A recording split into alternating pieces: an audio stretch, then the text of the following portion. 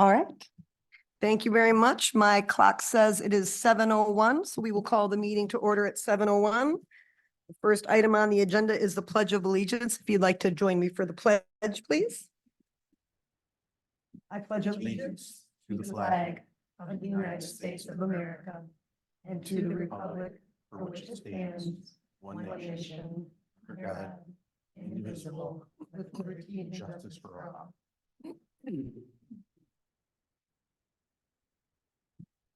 Thank you. All right, next item is our public comment, first public comment of the night. If there's anyone from the public who would like to say anything, now is the time. We have 3 minutes. We'd like to ask you that you come to the podium or I will put a microphone. There's no I will put one there. Got it? Yeah, okay. Cindy, you want to turn your microphone on? Okay. Yep. I have a big voice, so people can hear you. Okay. And they don't want to hear me. All right, any public comment at this time? Yes, Patrick. Okay.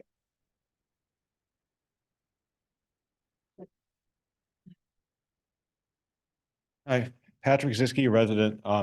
I would like to request that the board give an update on the 4.4 mils, if anything has happened, or if nothing has happened, what's the next step? So I think everybody in the public would like to know. So I think that's something the board should give an update on. That's all I got today. Thank you. Thank you. Other public comment? And then we can try to circle back to that. Always. All right, no other public comment at this time? All right.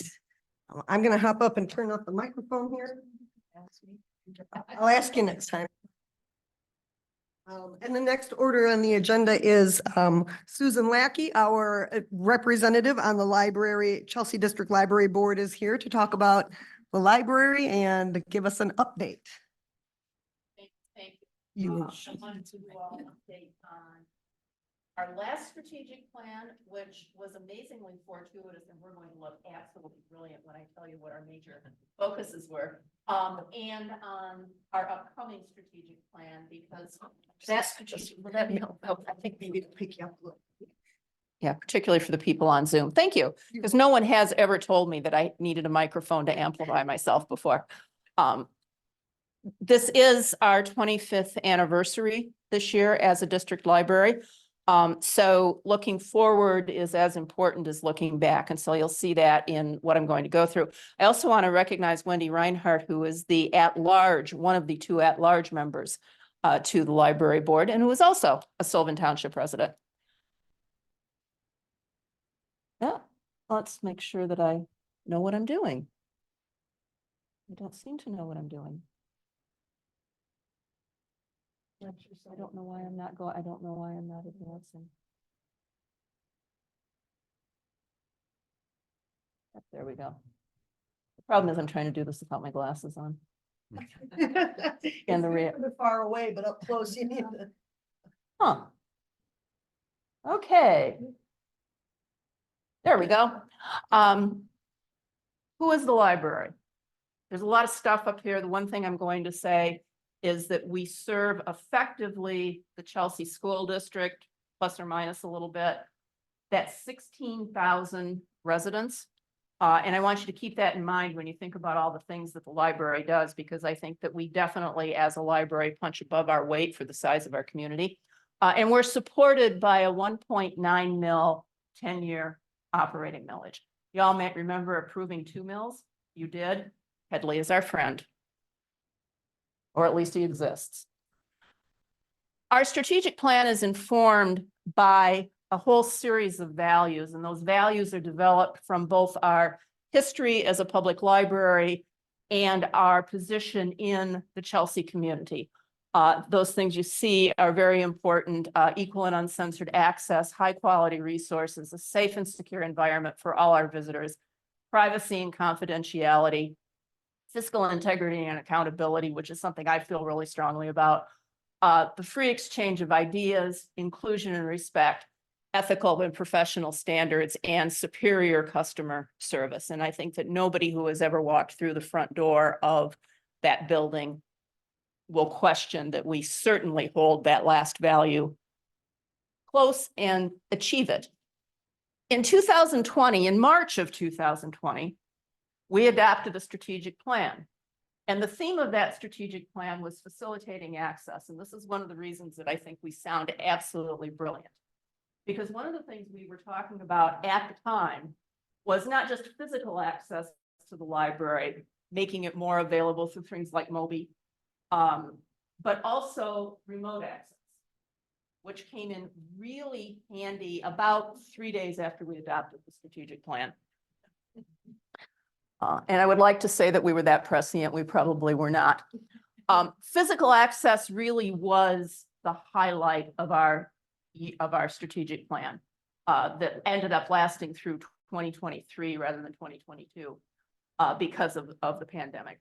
We adjusted our hours during that time, even after we went back to our normal operation, so that the library opens an hour early used to, and those hours are year-round now, because people wanted it.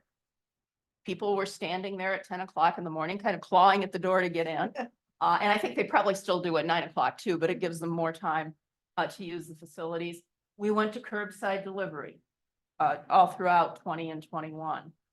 During the pandemic, we removed our fines because it was just difficult for people to get in and pay fines. And then we decided that we would join the national trend of becoming a fine-free library, which we have been now for 3 years. And I think to the surprise of some of us on the board who were kind of had a little bit of trepidation about it, the number of overdue books hasn't gone up. The number of lost books hasn't gone up. What has gone down is the number of people who come in, particularly parents with little kids who go home with stacks of picture books and they disappear under the couch, who no longer walk in embarrassed now. And then, of course, we brought the mobile CDL online, which you guys see out here every month before the board meetings. And I want to remind you all of this again. We fundraised in this community $150,000 of a $250,000 project. We had budgeted it from the fund balance that the library had sort of carefully squirreled away on the assumption that we might get nothing. We planned for 50. And I am, again, as a board member, so proud of the library staff for going out and finding that new money for the library and library programs. So other things, and I'll go through these really fast. Remote access, again, we've got lots of ability to access things remotely through just simply having a library card gives you access to things online that you can get from your front yard or your front porch. We're doing more and more of that. We're promoting more and more of that. It was certainly a lifesaver during COVID. Shared resources, particularly broadband. We've been providing Wi-Fi equipment to the township halls for many years. We continue to do that. Look forward to the day when we don't have to do that anymore. We had 5 nationally touring exhibits at the library over the last 3 years. We've partnered with local businesses, the local bookstores during the Authors in Chelsea, Chelsea and the Midwest Lit Walk, the Chamber of Commerce, the Senior Center, and others. And again, we've tried to push that idea of feeling welcome, of human access to the library by improving our experience for new users to the library. Which brings us to 24-28. You'll notice this is a little bit longer. We decided that we could plan a little further ahead than perhaps we have over the last few years. Over the last year, during 2023, we worked with Bridgeport Consulting, which has done the last 3 library strategic plans. So they know us. They also work with a lot of other libraries, so they know libraries. So it's good to have that perception, that vision of the overall institution and of the mission at large. We had a lot of staff input, board of trustee input. We had community partner focus groups, folks that we work with often, like the senior center, adult learners, chamber of commerce. And we did public service at library, public surveys at library events and online to get the perception of the community about the library. Our outcome of that was a theme of sustainability. This year does mark the 25th anniversary of the Chelsea District Library as we know it today. It also marks the termination and completion of the payments on the bond to build the building, which is no small thing, as you guys know. And we will be celebrating that in June, and you will all have an invitation to that. But what we wanted to do, knowing that we had this great history of 25 really successful years, when, as I said, we punch above our weight a lot, we wanted to make sure that we remain sustainable into the next 25 years, that our operations were sustainable. Like everybody else, we're seeing a lot of our staff folks who are getting to an age where they're thinking about retiring. How do we get the best and the brightest? How do we keep those folks when we do get them? We need to be financially sustainable. And our services need to be sustainable. So sustainability in operations really means that we're going to continue to invest in those staff teams, that we're going to continue to invest in environmental practices that are sustainable. And some of those things seem really simple and some of them are really complicated. Over the last several years, we've replaced all of the lights in the building with LEDs. Sounds like no big deal. It was a really expensive project, but it's also cut our electric bills significantly, and we know they're more environmentally friendly. We also want to invest in the data that we use to evaluate library services. One of the things that I found out when I went onto the library board is librarians like to measure things. And this makes me very happy because I like to measure things too. But we want to make sure that we are collecting the right data that makes sure that we are measuring the right things, looking at the right things moving forward, not just what the state says we have to collect in order to get our money from the state, but also what we need to do to manage the library better. Sustainability and finances, again, the bond will be paid off in 2024. I know I mentioned that when we were here, when Lori was here to talk about Moby last summer. You're probably going to hear me say it in my board reports to you every single month between now and the time it's paid off, because we are really excited about that. And we're excited about being able to give some relief to the voters of the community, the taxpayers of the community who've been so generous to us. We also, though, at the same time, have to lay the groundwork for renewing our operating millage in 2029. And we want to make sure that we do that well in advance so that we're able to work with the community and make sure that we have the kind of overwhelming success we have in previous years. And we need to continue to explore other revenue streams. We had a lot of luck with Moby, but it's made us wonder what other opportunities are out there that we might be able to attract that wouldn't compete with local nonprofits, because we don't want to do that. We realize this is a finite pool of money within the community, but what other things might be out there that will help us continue to do some of the great things that we do as a library with the support of the Friends Group, with the support of the taxpayers, and with the support of who else maybe. And while I'm on this point, I need to brag on our Friends Group for just a second. You may have seen there was an article in the Ann Arbor News last week about the Friends of the Ann Arbor District Library and how exciting it was that they were raising $25,000 a year for programs at the Ann Arbor Library. Our little Friends Group in a library that is about a tenth, has about 10% of the budget of Ann Arbor, raises 20.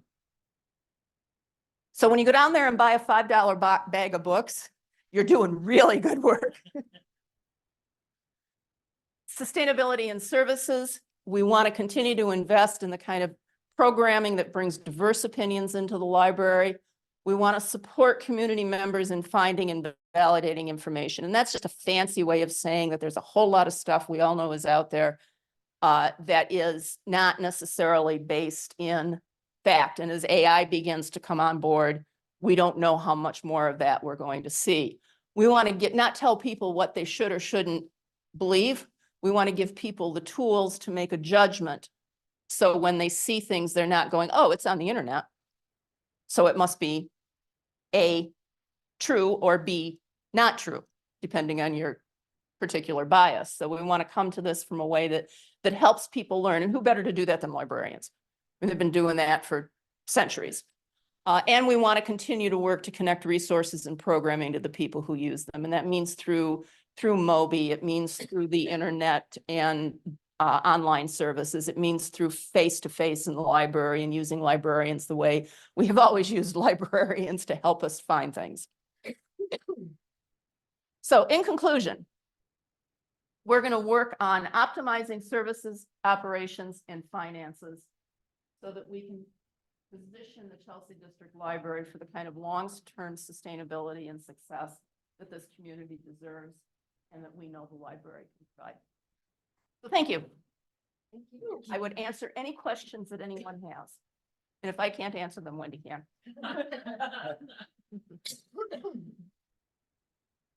Go ahead.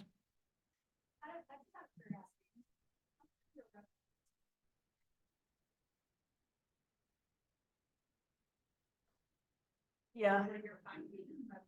It is, and I'm not gonna give you a percentage because I'm gonna get it wrong. It's heavily driven by, I mean, our millage is our fundamental dollar amount that runs the library. The Friends group means that we can bring in those traveling exhibits or do the Midwest Lit Walk or authors in schools. You know, grants have let us do things like the Wi-Fi hotspots and things like that.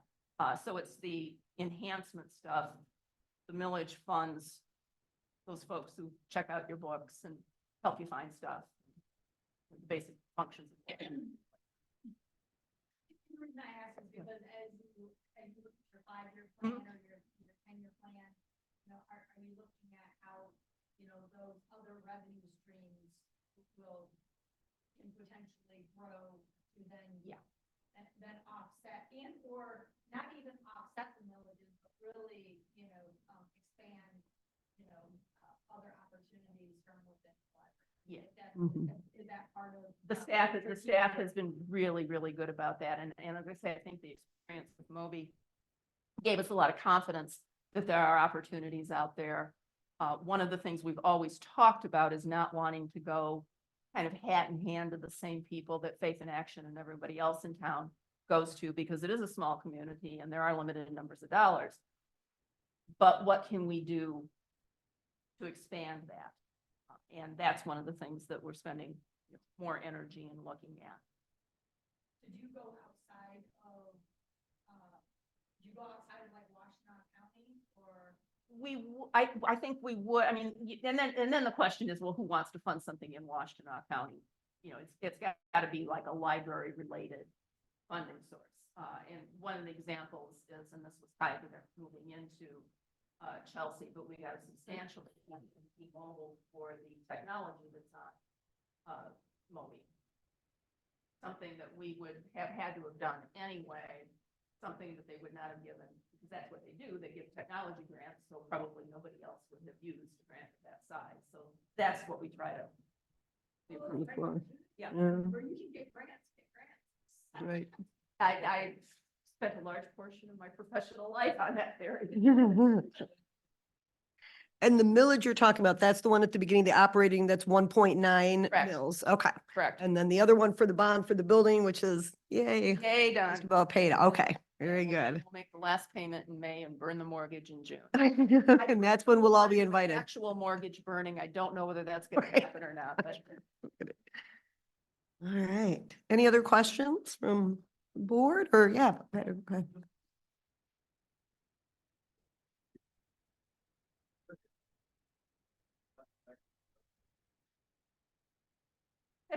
it's actually in the Chelsea School District. Yeah, and I don't know, I can't tell you how or why. I just know we don't go outside of the school district. And I know that little northeast corner, I can remember having conversations with some of the former elected officials in Dexter Township going, these people, you know, these folks in this part of your district are so much closer to Dexter. Why are they in the Chelsea district? And the kids go to school here. Why that is, I'm guessing it has something to do with some rural district that consolidated back in the sixties. And I don't know that, but that would be my assumption if you held me down and made me draw an assumption. Do you know offhand how much the village was bond was? I thought it was. Yeah, I know. And I'm trying to remember because I saw it. Do you remember, Wendy? I saw it the other day and I looked at it and said, I don't remember that. I'm gonna say I can tell you that it's that for an average householder in the district, it'll be about $200 a year, which is probably a more, somewhere between $200 and $300 a year, which is probably better than a millage number anyway. So not like a mammoth amount, but not nothing either. All right. As will I. I'm- I've been proud to pay it since the beginning, but not having to pay it won't make me unhappy. Mhm. I am not the person to ask that question of Patrick, as you know. I have a little bit of bias on the subject. All right, well, thank you very much. Wonderful presentation and well done, library. They really are just a gem and the pride of this community. It's, yeah. I'm very proud to be a library board member, and I'm even more pleased that I'm able to represent my township. I started actually in Mhm. Wendy's position. Yeah, that's As a right. as the at-large member, I'm very happy to be able to represent the township. Thank you. Well, we're happy to have you as our representative. Thank you. Figure out how to get out of this thing. Oh, yeah, and we got to flip back over to the other.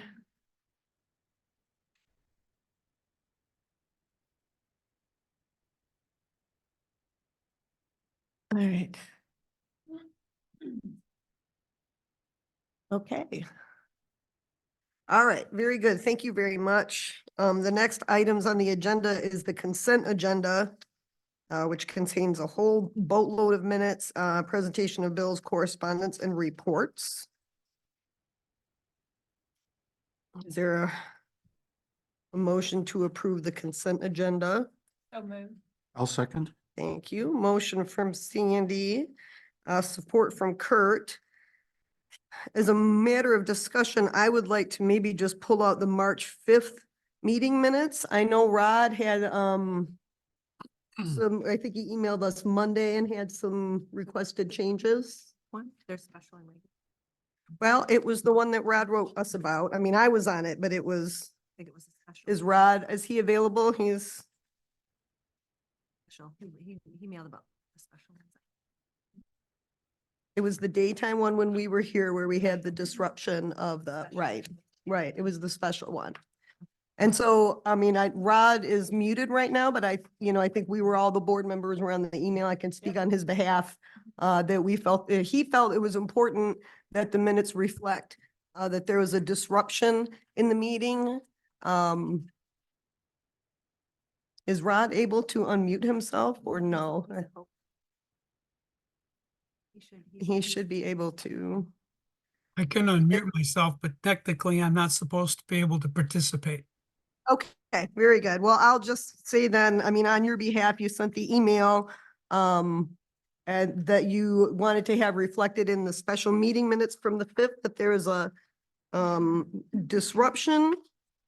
And did he have in his email what the, Specific verbiage. yeah, Would give me specific verbiage, well, but it can be it's that. what's that? Disruption.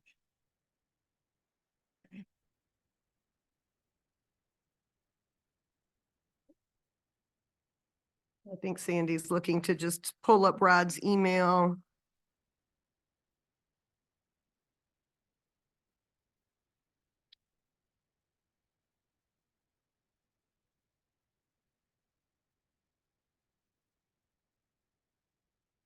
I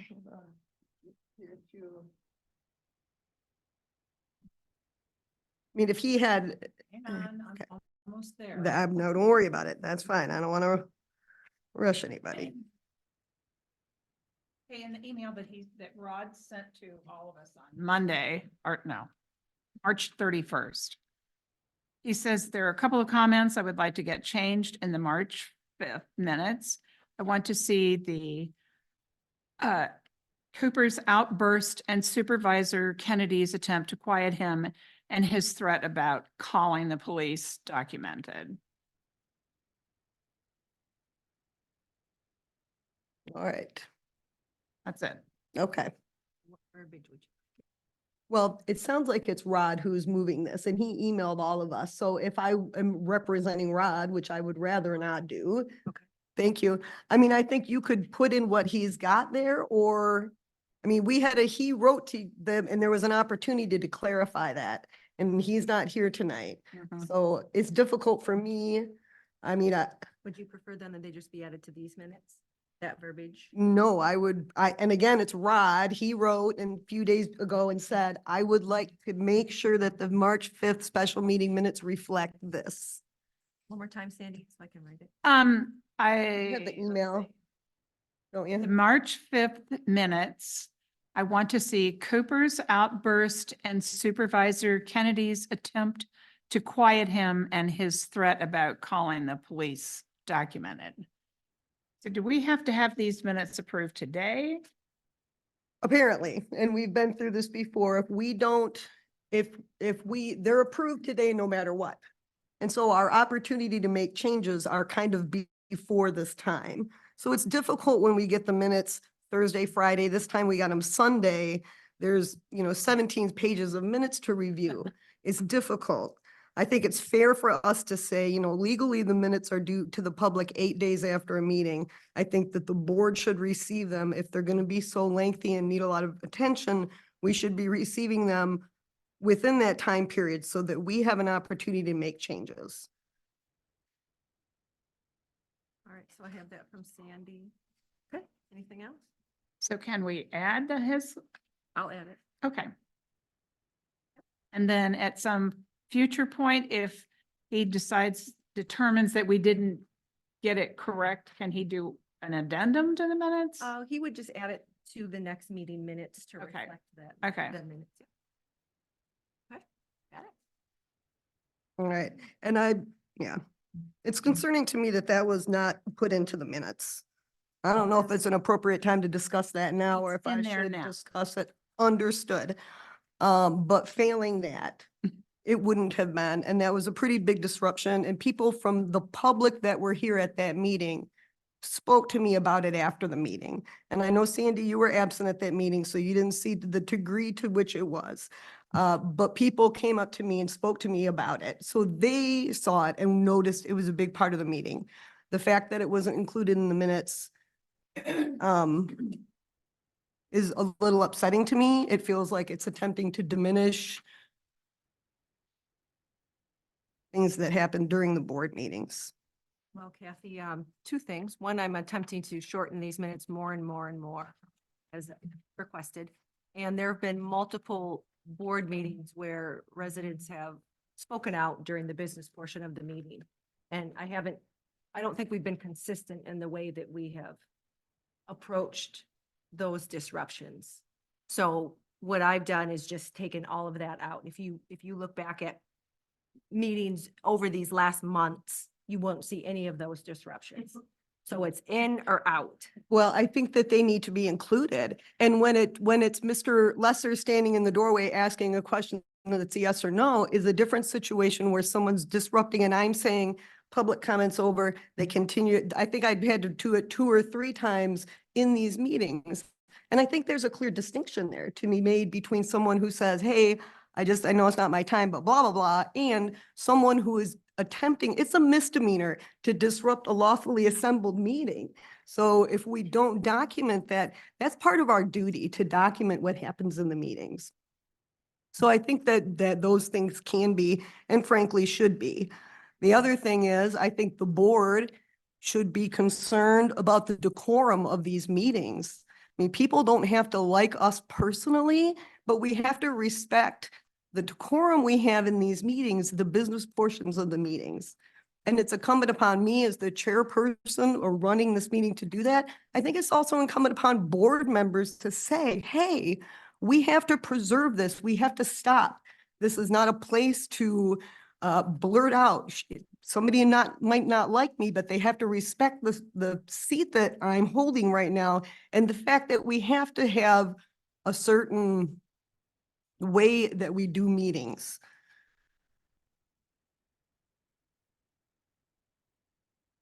And so frankly, I know that the meetings are getting short, your minutes are getting shorter and shorter, but the minutes I saw from our meeting where we approved the planning commission member, I see the public comment portions, some of the public comment portions, people have 3 minutes to talk. Some people have 5 or 6 sentences, lines under their things. When we go back to the whole discussion about the PC member, it's 3 sentences. So the board's entire discussion, did that take less than 3 minutes? It took 1.5 minutes because it's only 3 sentences. I actually had it all in there. And I can show you my initial draft, and Yeah. then because I've been asked to shorten them, I continue to shorten them. So you take out the board's words, but you I continue to know, preserve no, all I the, didn't preserve all of the public's words. I took out a lot of that too. Well, These were- that's this was a wild to 2.5 me. This was a So 2.5 how- hour, this was a 2.5 hour meeting. So I took out a Right. lot of the public comment as well. understood, but there's a lot preserved. Mr. Cooper, or say someone else, Mr. Townsend here he had 3 minutes. He has 7 lines here devoted to what he said. Our entire discussion on the planning commission takes 3 sentences, and I know it was longer than 3 minutes. So I feel like our voices are almost being diminished.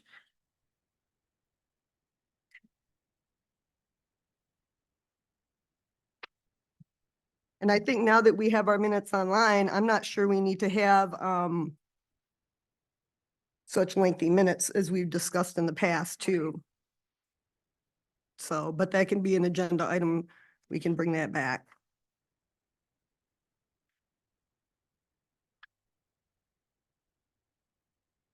All right, so we have a motion from Sandy. We have the minutes amended. Are you okay with an amended? Yes. Kurt, are you okay to support Sandy's amended? Okay, all in favor of the consent agenda as amended, say aye. Aye. Opposed, say nay. Nay. Thank you. Motion carries.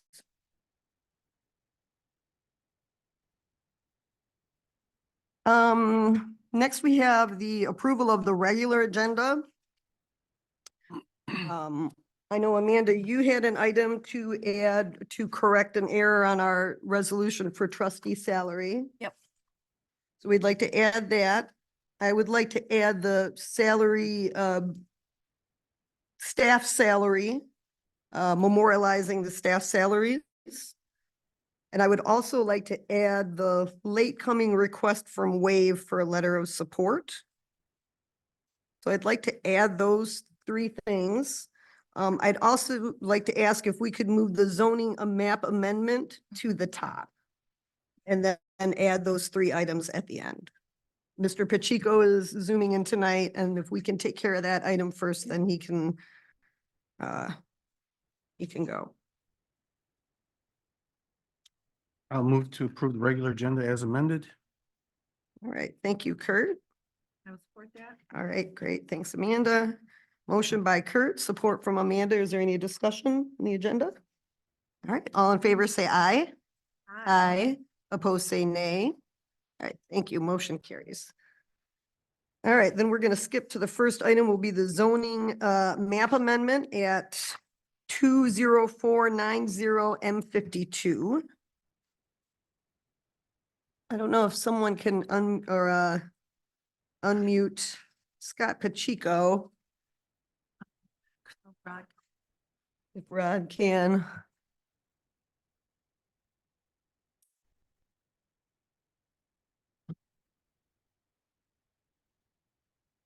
Well, while we're working that out, I will just read from his agenda item here. On March 21st, 2024, the Planning Commission held a public hearing to consider the rezoning of the subject site.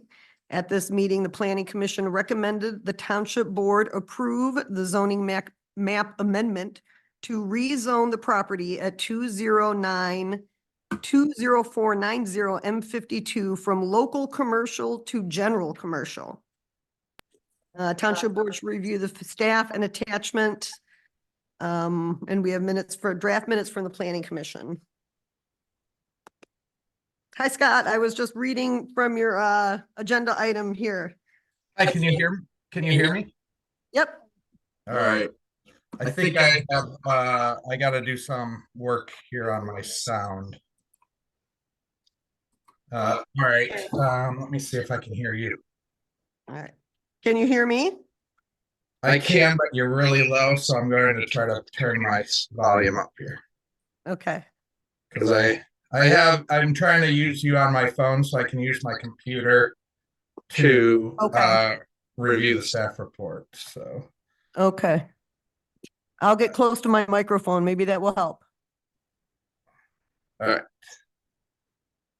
right, so now I think I got it working. Ooh, Nope. we got a little feedback. Well, we can hear you and that's important right now. Yeah, you can hear me. I guess, can you still hear me without the reverb? Yes. All right, so I have a reverb on my side, but that's fine. Oh, we can So- hear the reverb there too. I'm sorry. I misunderstood your question. You can, all right. A little bit. It's, But if that's how we have to do it, then that's, I guess, how we have to do it. We'll just, I know there's a way to do this.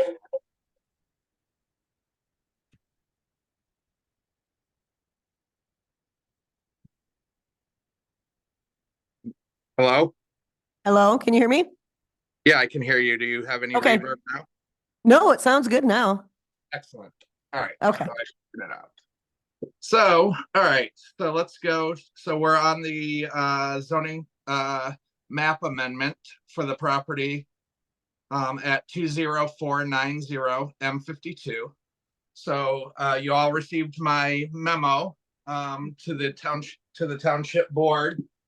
And then also attached to that memo was the staff report for the March 21st, 2024 Planning Commission meeting, the application materials submitted by the applicant, and then also a notice of adoption if you do decide to move forward with this zoning map amendment. And then you also received I believe, an ordinance from Robert. Bob Thal, which is I guess Sylvan Township's preferred method of approval of these types of things. So you would approve that ordinance amendment document that Rob Thal had provided to you. So I'll go through and give you a brief summary of where we're at. So on March 21st, 2004, the Planning Commission held their public hearing, and they made the findings to recommend approval of the proposed rezoning to the township board because of the location, size of the location and size of the property, and the existing surrounding uses, the location on M52 and the small size itself, and then the proximity to the city of Chelsea, that they believed it would be appropriate to rezone this from local commercial to general commercial. If you go to the March 21st, 2024 staff report, it goes into a little detail that I put together on what you're looking at. So the first page of that staff report shows you the location of the parcel. You are all familiar with this parcel. It currently has the Vogel's Party Store on it. To the east and the north of the parcel are the Robin Hills Farm parcel. And then further to the south on M52, you get into the Lanewood subdivision in the city of Chelsea. So the site is on the next page of the staff report. It just shows you the existing zoning map. You can see that it is local commercial surrounded by agricultural. We do also have another parcel in the area that is zoned local commercial. That is the parcel that has the Bollingers. I don't know exactly what it is. The Bollingers property there. I think it might be a like gravel pit or something there. But obviously that use wouldn't be allowed in the local commercial uses anyway under the existing, but it's currently zoned local commercial. So the next page and the bottom of the second page go through the differences between the GC and LC uses that are allowed. The uses in the green are the permitted uses that are allowed in the GC district that aren't allowed in the LC district. And then the items in the red are the special uses that are allowed in the GC district that are not allowed in the LC district. And the one item in the yellow is a use that's allowed in the LC district as a special use, but only allowed in the GC district as a permitted use. So that's showing the different uses that would be allowed if you approved the rezoning from local commercial to general commercial. So there are 9 permitted uses and then 10 or 9 special uses also, I believe. So that would be additional. And then the next portion of the staff report goes through the actual size and setback requirements, the physical requirements of the land. That would be different between an LC project and a GC project. As you can see, they're pretty similar. The lot coverage goes down, the floor area ratio goes up, the front setback is the same, side setbacks are the same, and rear setbacks are the same. So the setbacks are not different. The thing that changes the most is it goes from a 25-foot 2-story allowed to a 45-foot 3-story that would be allowed on the site. So under the GC district, that would not be allowed under the LC district. So, and then as you go on in my staff report, it talks about the master plan and then the future land use map. And I'll go into a little bit of detail on that. So currently in your amendment section of your zoning ordinance, you don't have any called out standards for amendments to map amendments or zoning text amendments. So the way you look at things is you would do what you're trying to do is look at the uses that would be allowed, look at the size and shape of the property, look at all the impacts it may have, the change could have on the area. And then you're going to also use your master plan as a document because you don't have anything else. So that would guide you in your decision. And then if the proposed project protects, preserves the health, safety, and welfare of the community. So the Planning Commission looked at all of those items. And because of the size, shape, and location of the property, they believed that it would be appropriate to amend the zoning from the LC to the GC zoning district.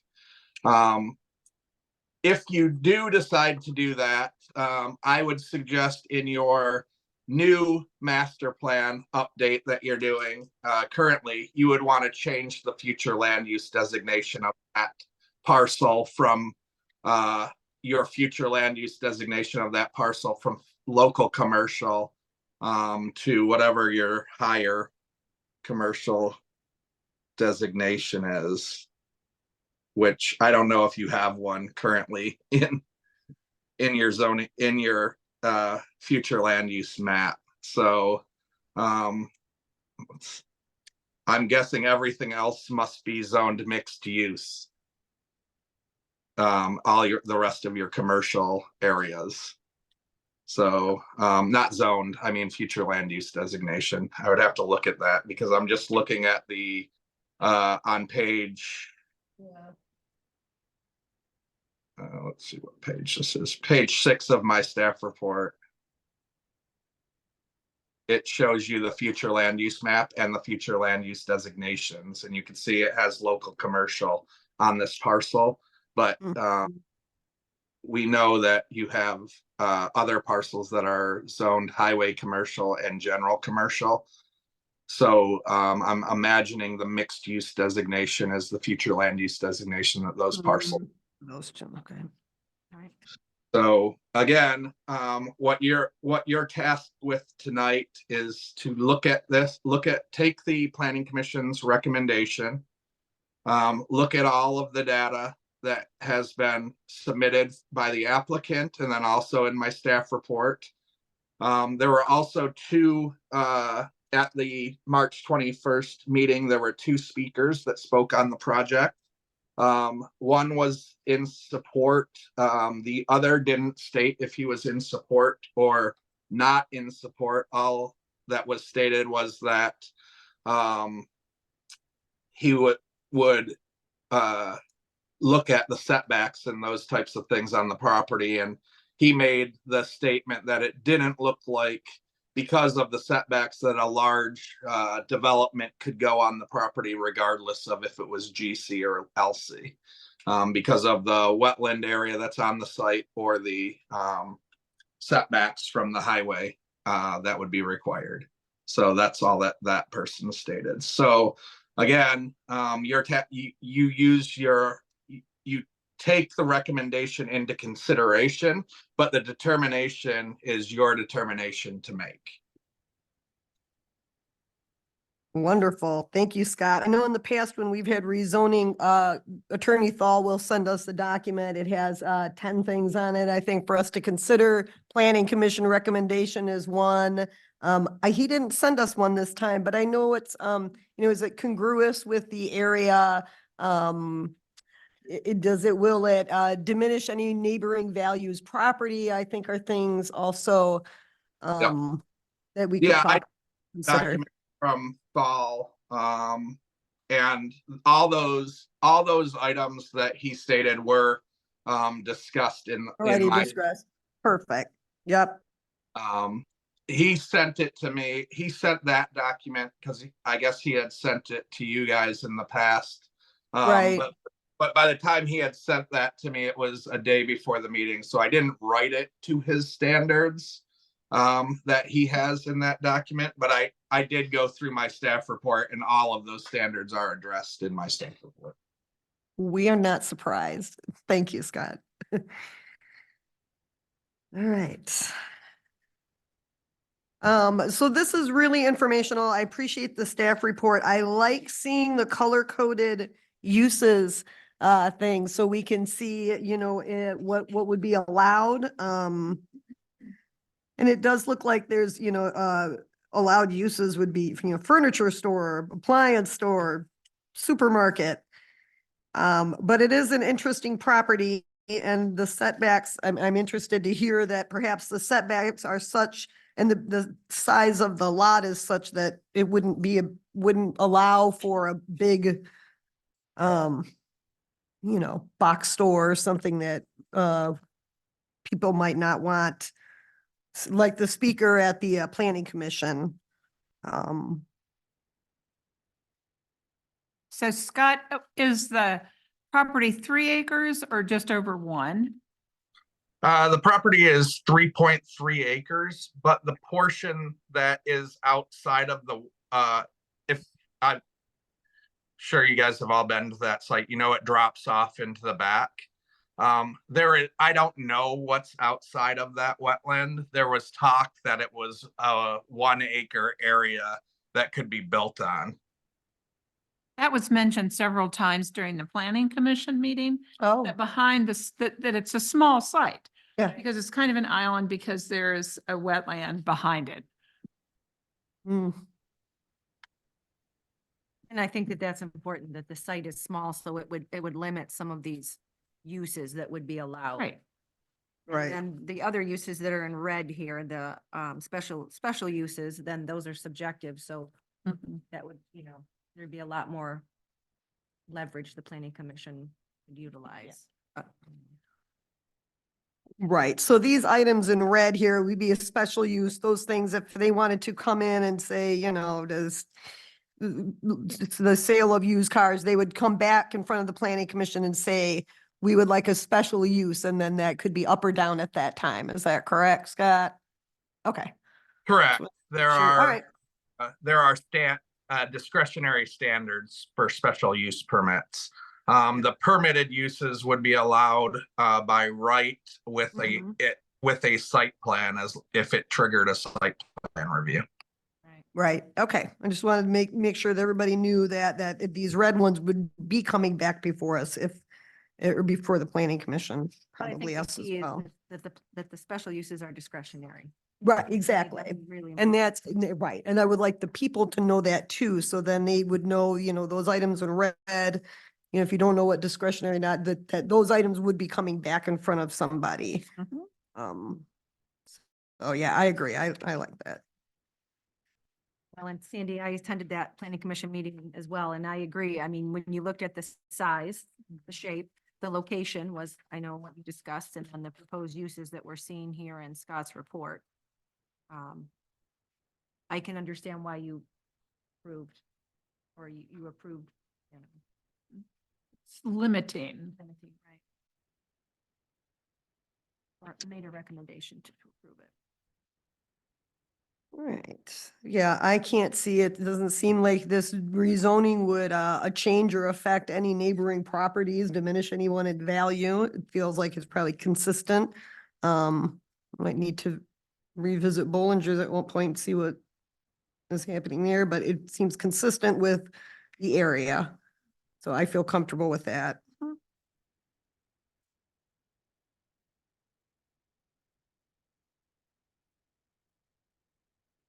Anything from Kurt? Nope.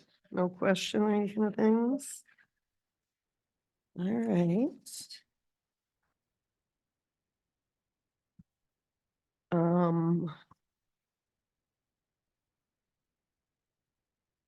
So,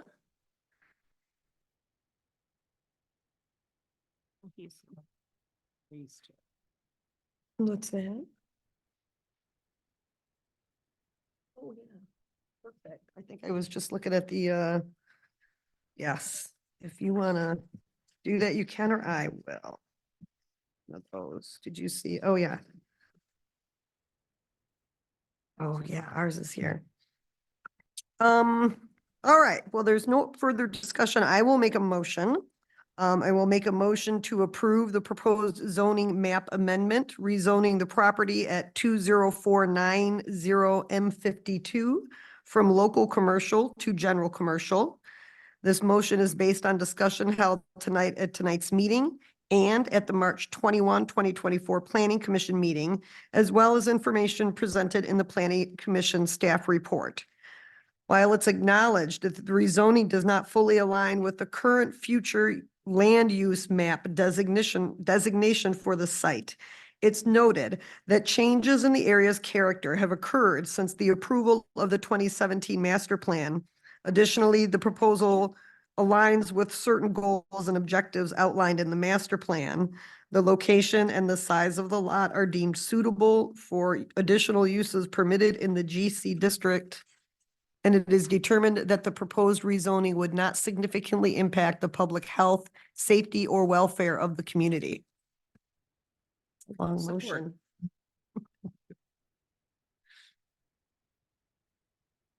All right, motion from me, support by Sandy. Is there any other discussion?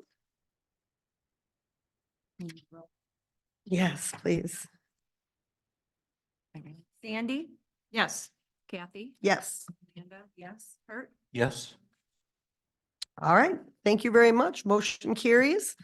And the rezoning text amendment will be published and go into effect as they are. Notice of adoption needs to go. in Notice of paper. adoption. Okay, thank you. Yes, Scott. Oh, did he get muted? Let's see. I was just There wondering, you go. because Rob had written this as ordinance number 240-01, if you needed to put that in your Thank you. Yes. yeah. So how about I amend my motion to say, I'm sorry, with the,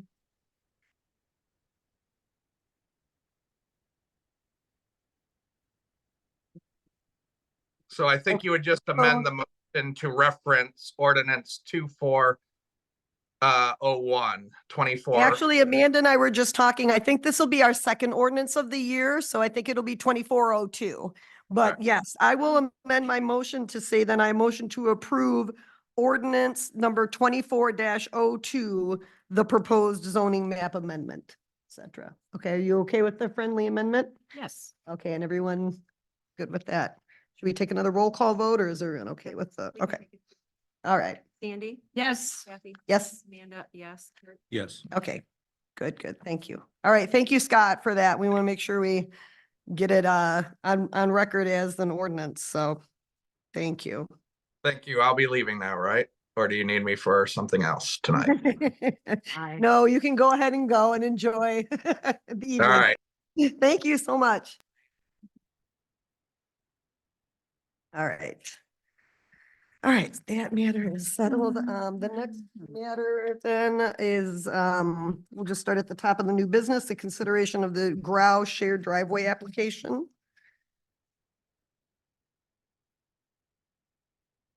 So the Grau family on M52 had requested a shared driveway for a driveway that was already there. I think this is just a formality and this will allow them to split off the house on their property. So I went ahead and went through the process, which is to get approval from Attorney Dahl, Chelsea Fire Department and Midwest Consulting. So all of them have approved this. I think Midwest Consulting actually spoke with the Grau family, went out and looked at the site. Okay. So based on this information, I would like to move to approve the shared driveway application DP 24-01 for Arlene Grau. All right, motion from Amanda. I'll second. Thank you. Support from Kurt. I know we've had some problems with our shared driveway ordinance because of the wording. Have you talked, and I may have let Scott Pacheco go a little too soon. Have you talked with Scott about this? Does this fall into the same difficulties of the shared driveway when we passed it? Boy, I feel like calling Scott real quick and putting him on the spot. When we passed the shared driveway ordinance, I know when Scott looked at it again, he said that it was one word that wasn't, it conflicted with our zoning. And so he said, you know, this shared driveway thing, you really can't process any more of them. You need to have it go, I think it needed to go to, he's working with Attorney Thal on it, but it might need to go to Planning Commission because we'll have to change the word in the zoning amendment so that it matches with our thing. And I'm sorry, I didn't think of that before. You know, I saw that this was on here and darn it, we just let him go. But the shared driveway will need to go to planning commission or will Well, change verbiage in the ordinance so that correct. we can approve the shared. driveway. Exactly. I think we need to change some language so that we can approve them the way we intended to, you know, when we put the shared driveway in. And I think, you know, Scott being a new employee, looked at things, saw, oh, there's a conflict here. So I have no problem with the driveway in theory. I'm just wondering whether we have the ability to. Does that mean every other driveway, shared driveway we've approved is not legal? Well, I don't know what that means, and it's concerning to me that we processed, I think, 2, I 3. forgot we processed via SAT as well. Okay, yeah, that's right, right. Yeah, it's possible. I don't know about not legal. I'm not sure. I mean, we would have to, you know, talk with Attorney Thal about that, but I know Scott just brought that up because there's 2 or 3 people wanting to put in shared driveway applications through him. And someone is going to have to bring a text amendment forward. Why don't we take care of the wording? We need to. The thing is, it's not an easy process because if it needs to be changed in the zoning, and you know, I wish Scott was here. I believe it needs to be changed in zoning, which means it has to go to planning commission, which means it needs a public hearing. And then the planning commission would vote on it again. So it's, even if we start it today, it's not gonna be an you know, even a 1 month long process, I don't think. It's not a big deal. It's just, it's a process to Long. go through. Yeah, and you have to notice the public hearing, and it's okay. People have another opportunity to come and talk to us about how they feel about it. But I would maybe just, maybe we could put a caveat on the motion that, we can approve it, pending attorney review or something like that, or, Yeah, because he didn't say. but he didn't say anything.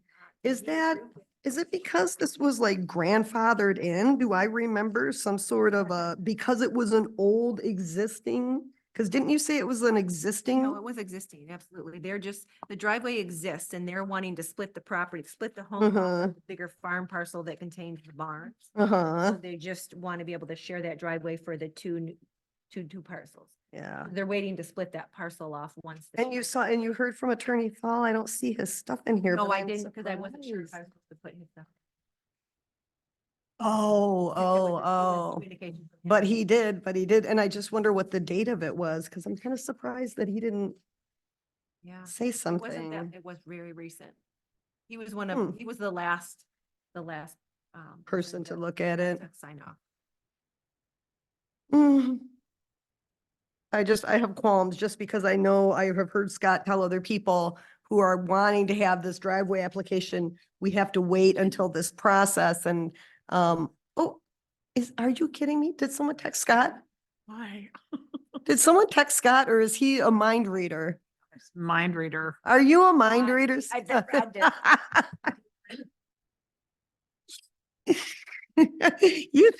You thought you were gone. Thank you so much. Okay, what was the, Oh my goodness. Did something- Brad text you? I was trying to not bother you, but we Yeah. have a shared driveway request, an application from the Grouse. And I just, you know, I know that there's been some discussion about the text amendment that needs to occur for the shared driveways. And so this one that's in front of us today, I just had qualms because like I say, I know you'd been talking with Attorney Thal about making the wording change in the zoning. Yeah, So I is can, thi- I can talk in that regard if you want just a brief overview of why this one meets the requirements where Okay, and it um, does. Okay, others would not. Yeah. okay. And maybe it was you. Someone I think said it was grandfathered in some way, but I'm sorry, go ahead and No, it's because the way the code is written currently, in your zoning ordinance, you still have a section that requires properties to adjoin a public roadway. So when you created the new shared driveway ordinance, you the intent was that you could split off one or up to 3, I believe, parcels using a shared driveway that wouldn't adjoin a public roadway. But you never removed the section of the zoning ordinance, and a general law ordinance doesn't override your zoning regulations. So I can't approve them. But in this case, they're just using a shared driveway that actually has 2 parcels that are adjoining a public roadway. So, so as they you- do. yeah, as you can see in that map that's in front of you, both of those parcels have frontage on the main roadway. They're just using a shared driveway Okay. because they have always used that shared driveway. And when they go to sell that parcel, they still want to use the same driveway. So they're going to use the driveway for the house and then use the driveway also for the farming activities. But the main they're So changing. they didn't even, On the road, they have the access to the road already. correct. Okay, got it. Thank you. It doesn't say you have to have access to the road. It says you have to adjoin, the parcel Mhm. has to adjoin the road, and they have access to the road regardless, because even if it was on a shared driveway, it would be access to a public roadway, but it doesn't adjoin the public roadway. So the parcel, wouldn't touch the public roadway unless you had, in the case in front of you tonight, yes, they both touch the public roadway.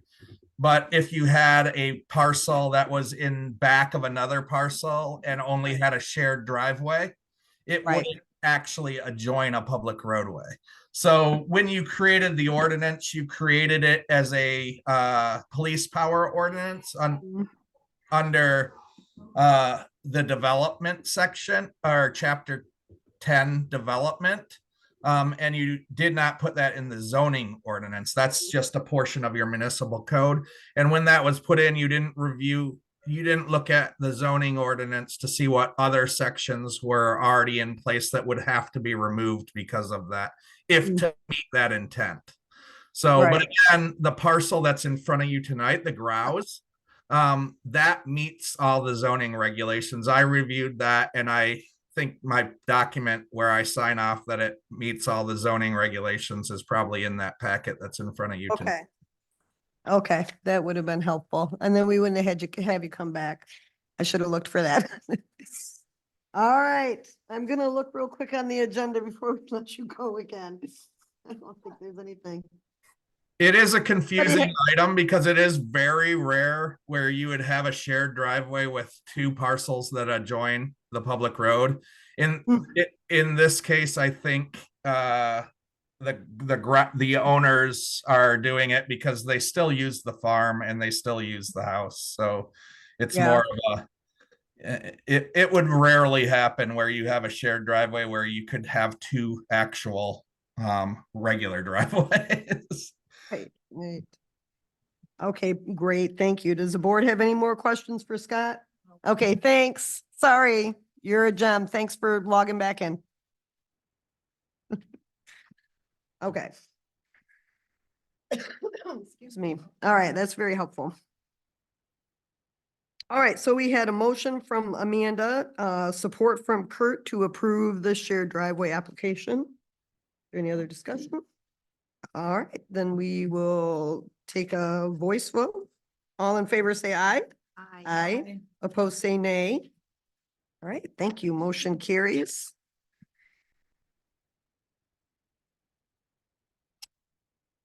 The next item is the proposed road projects from the Road Commission. So Amanda and I had a meeting with the Road Commission. They gave us the list of items that they were proposing for this year. And we had budgeted originally 125, but then increased our budget to 127 to accommodate the items that they had listed here. Waltrus Road, Sager to Jerusalem, McClure Road, Crooked Lake Drive to Ridge Road. The Waltrus Road is a shared project with Lima Township. Lima Township is funding half, and then we're gonna do the other half for the road that transverses our township lines. Then also Kalmbach Road, Farner to I-94, and then some township-wide forestry that will help allow for farm vehicles to get down the roads and allow some more sunshine on the roads to help preserve them hopefully more. So these are the items that they are suggesting the board approve.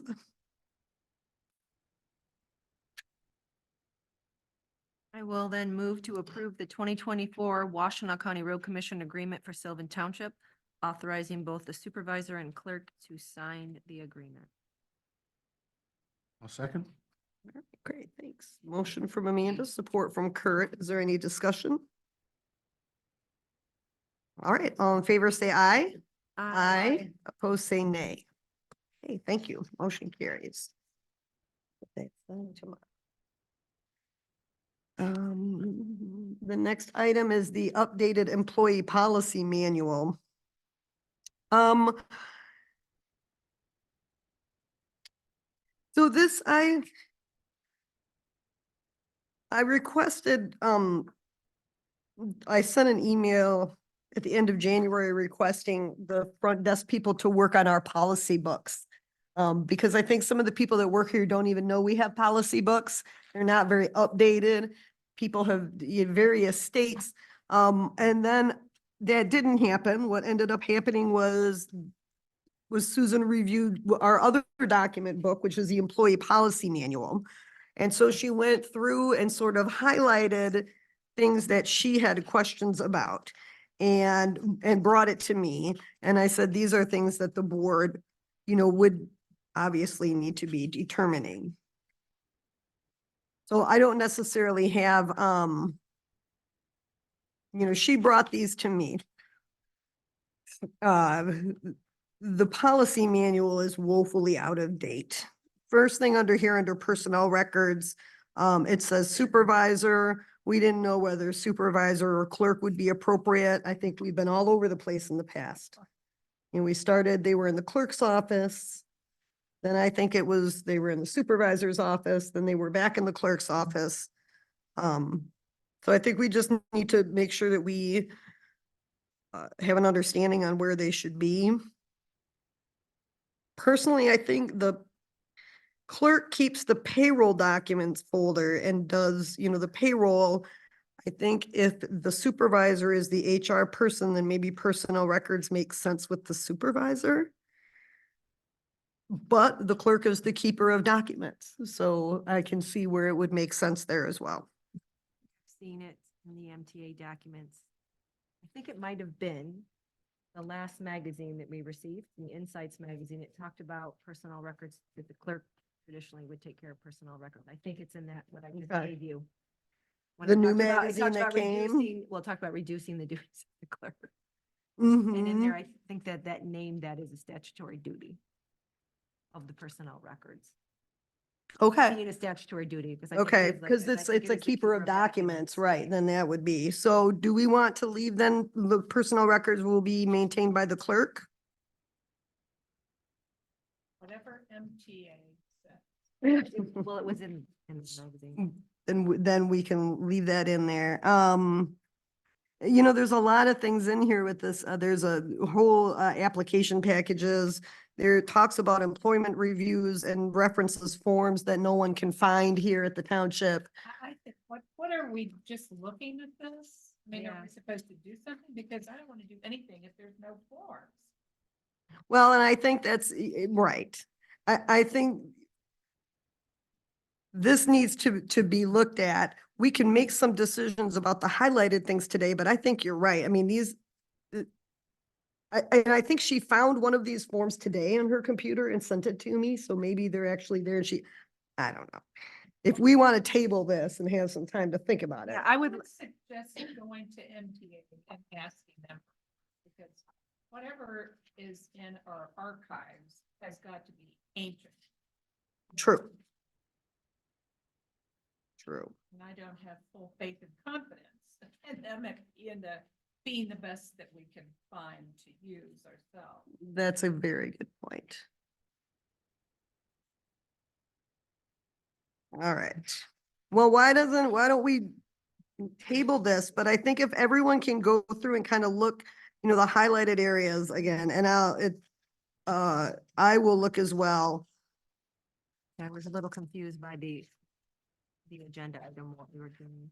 Well, and At I, first I thought those were in question, were changes, but then I realized, no, they actually reflected the old manual, so I was a bit confused. They were- well, and they were just Susan. highlighted for question. Exactly. And that's what, Susan brings them to me and says, well, what do you want to do? And I say, it's not my decision, it's the board's decision. So, so she brings them to me in that manner, but I have to remind her, that's not how we operate here. We got to do things by consensus. So she brought these forward. And again, yes, the employee manual is important. To me, I would have rather had time spent on our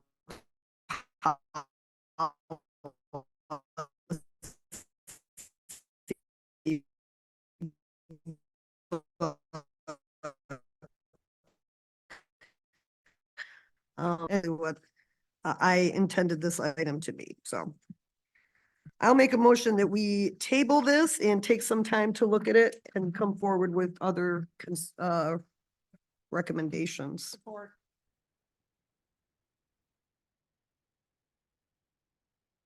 right, motion from me, supported by Sandy. Any discussion? All in favor, say aye. Aye. Aye, opposed, say nay. All right, thank you. Yeah, it's a little confusing. I think she included the old one and then, yeah. And then something with the highlighted changes. Okay, appoint an advisory committee for land preservation. So we've talked about this several times. And one of the things that's horrifying about being in a township is there's no staff. There's nobody that you can go to and say, you know, as my assistant, would you contact the attorney and find out what are the steps that we need to take to appoint an advisory committee? So there's nobody to do it. So I am volunteering to do it myself because the supervisor can't do everything. She just can't do everything. Some of you may recall that when Barry Lonick came to the township meeting and talked about open space preservation. What I would like to propose is that I contact the attorney and speak with him about how best to form an advisory committee and then what are the next steps that we need to do. Basically, what we need to do is have an advisory committee. Look at the ordinance that we have. We have an ordinance for open space, but you know, it's for development option. It's not for preserving land at all. So we're surrounded by communities that have open space land preservation. And how that happens is you have to tax yourselves so that you have money to put up front so that when you have somebody who meets the criteria for the development rights for their property to be purchased, you have to put some money in it too. Then you can go on the federal, state, and county level to seek funding to purchase the development rights for property. And we've had at least one farmer in here saying that, well, you know, he was looking at his property as his retirement fund. But on the other hand, we have a lot of people who don't want residential development. So what is a good way that we can help out the farmer and protect the property that's here? So there's so many steps to this. In Dexter, they had an advisory committee for over a year. So it's not anything that happens soon. First, you have to figure out what the rules are. Then you have to appoint a committee. And as a board, then we have to determine the function, timeline, and deliverables of an advisory committee. So it's a long, drawn out process. And I'm saying we need to get started on this in my lifetime.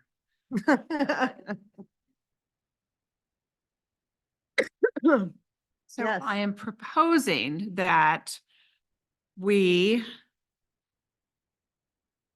have me take the steps to contact our attorney to do all the things I just mentioned.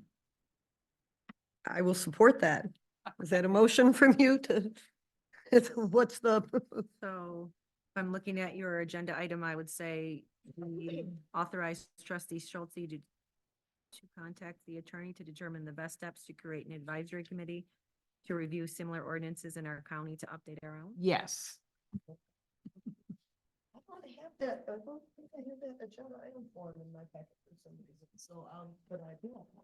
I support the idea of it, and I Okay. appreciate, Sandy, you know, your willingness to So you supported that? I'll Kathy? support. Yep. Okay.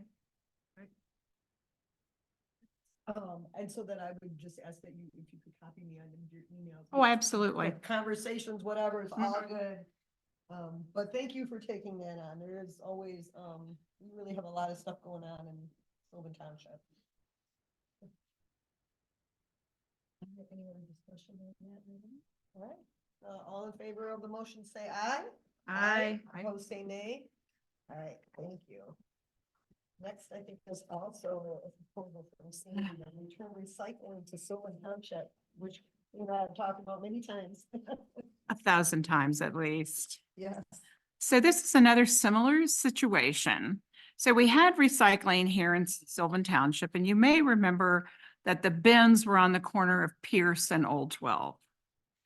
I talked to one of the attorneys at MTA and I said, oh, it was one person on the board who caused Sylvan Township to drop out of the,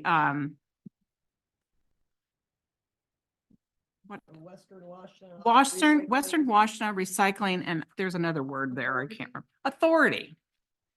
And she said that could not have happened. One person cannot make that happen. The board would have had to make a decision.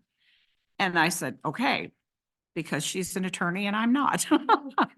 So what I am proposing is that, and I'm happy to invite leadership from Western Washtenaw. I've talked to the manager and to the director both. And we tried to get them to come. We just couldn't find a date that worked for us and for them. But again, in my lifetime, I want to see this happen. So I would like to invite leadership from Western Washtenaw Recycling, come and talk at one of the board meetings so that people understand what the process is, what level of participation Sylvan Township can have. It is my understanding that one of the reasons that the township dropped out before was this was before they made all of the big changes at the recycling plant, and somebody didn't want the residents of Sylvan to pay. So where we are, so we have nothing. So whenever you're recycling, another community is paying for your recycling. The recycling bin that is in front of Vogel's is owned by Linden Township, and the recycling bins that are on Manchester are owned by the city of Chelsea. So I would just like us to see us step up as an adults and pay for our own recycling. And it's like $35 a year. It's very, very inexpensive. One of the big questions I have, is this something that we have to, that has to be a ballot issue? I don't know that. I'll have, it's something else I'll find out from the attorney, but I am perfectly willing to pursue this, to bring recycling leadership here to talk to everybody. So you don't have to listen to me, but you can listen to the people who do the job. So I guess I'm moving, making a movement that I contact the leadership from Western Washtenaw Recycling to come and do a presentation at the township. And then from there, we will explore. After they speak to us, then we'll explore what our options are. We'll know what our options are. I'll support Sandy's motion. I know you and I have talked to them, and they're very knowledgeable of what we would need to do also Right. in order to get that. Mhm. Any other discussion on that? All right, all in favor of the motion, say aye. Aye. Aye. Aye. Opposed, say nay. All right, thank you. Okay. Thank you all. All right, so now we're doing the zoning amendment, move to the top, and we'll go to the added agenda items. I added first the resolution for trustees. Correct, I was working from a budget, program sheet from BSNA that I don't think was accurate, so, the numbers that we had put forward, for trustee were not accurate, so it got caught by the clerk's office. And so she has submitted here a new resolution. So the board is asked to consider rescinding resolution 2402 and approve resolution 2409. And so the resolution 2209 is, 24. I'm sorry, 2409 is a resolution to correct and establish the 24-25 fiscal year salary of the township trustee. Whereas per NCL 41.94 subsection 3, in a township that does not hold an annual meeting, the salary for officers composing the township board shall be determined by the township board at an open board meeting. And whereas the township board deems an adjustment to the salary of the office of trustee is warranted. Whereas on March 25th, the township board approved resolution 2402, a resolution to set the fiscal year annual salary, the 2024-25 fiscal year annual salary of township trustees at $66,607.50. And whereas the board originally agreed in the previous 24-25 fiscal year budget discussion, their intent was to increase the salaries of elected officials at 3.1%. And whereas the 24-25 fiscal year township trustee annual salary approved in resolution 2402 was a 15.96% increase over the prior fiscal year salary. Therefore, be it resolved that the Sylvan Township Board by a vote of the majority at a regularly scheduled and duly noticed meeting the second day of April 2024 rescinds resolution 2402 and sets the annual salary for the township trustee at $5,875 effective April 1, 2024. I will offer that resolution. I will support it. Any discussion? All right, we'll do a roll call vote. Kathy, Yes. Amanda, yes. Kurt, Yes. Sandy, Yes, and Rod is absent. And that is it. Okay, thank you. Supervisor declares the resolution adopted. I'm sorry about that, Matt. Thank you. Then the next item we were gonna add, I think I put in front of everybody, it's a page to memorialize, the new wages. In the same vein of the last one, we did a 3.1% increase. And, so these were put together, this was put together by, deputy clerk, which we appreciate very much. The receptionist, the floater, like all of these, election inspector and chairperson, we just set as the election, so that won't increase by a 3%. Also, the planning commission and zoning boards are not, board of review, none of those are increased, on this, because we increased that, fast. So the receptionist, floater, recording secretary, statutory deputies, cemetery sexton, assessor, assistant to the assessor, director of public works, salaries will all reflect a 3.1% increase as indicated. Would you like me maybe to read these for the minutes?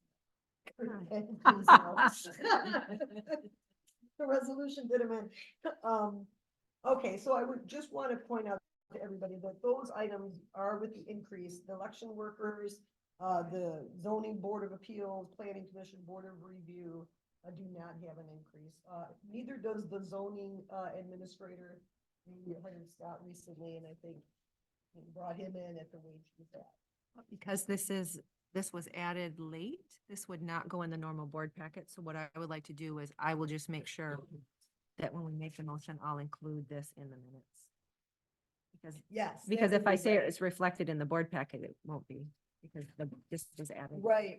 So I- Well, and sometimes, yeah, that's true. When we Right. add things. So to I'll the just, agenda, so I'll just, um, I mean, it's easy. I'll just just add reflect this, those in yes, there. in the Okay, minutes. So we have a perfect. official documentation. Okay.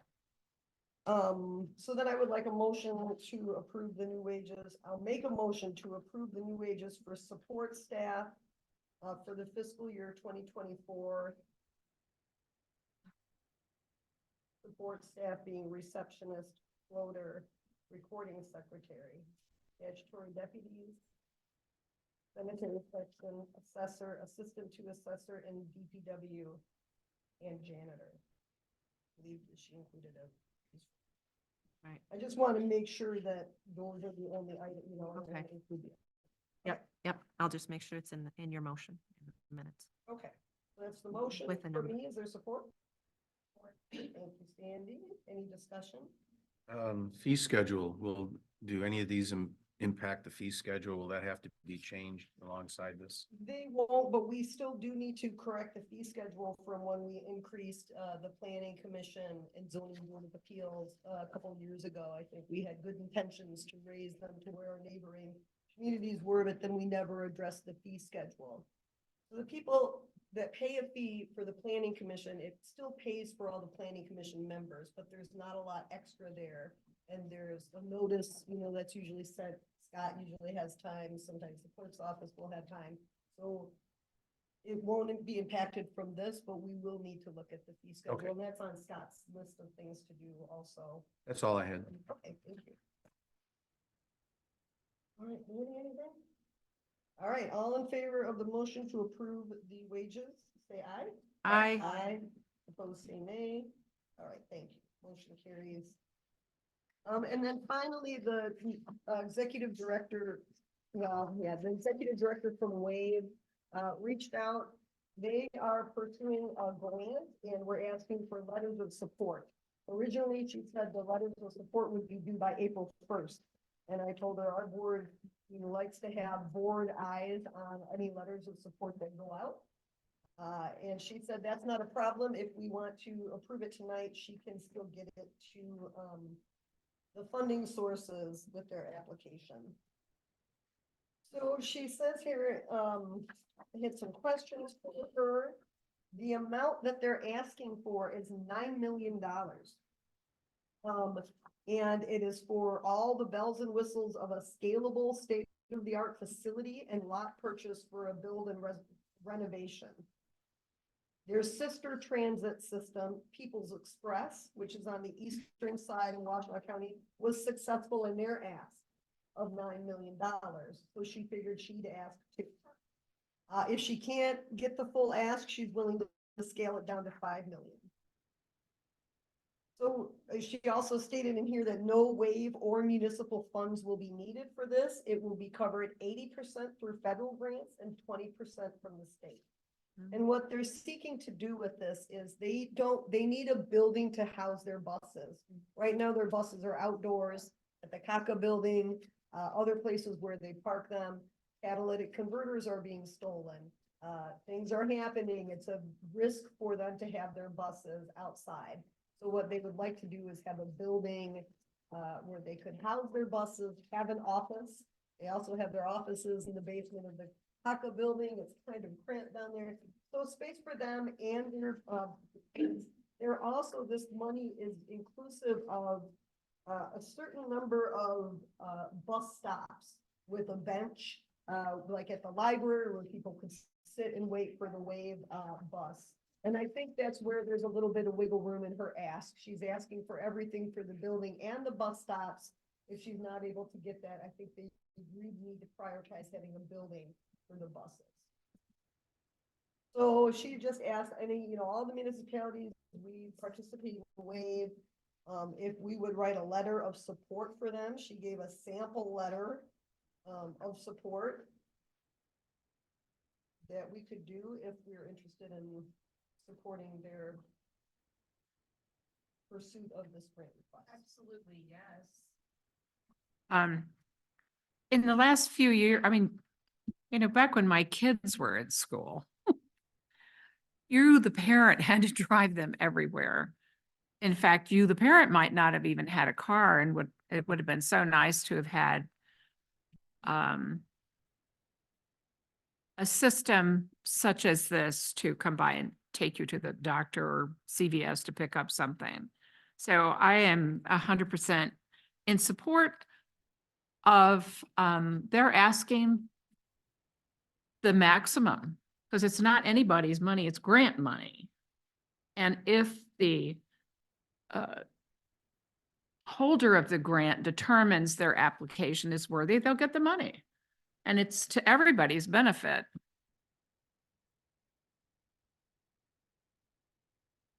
Agreed.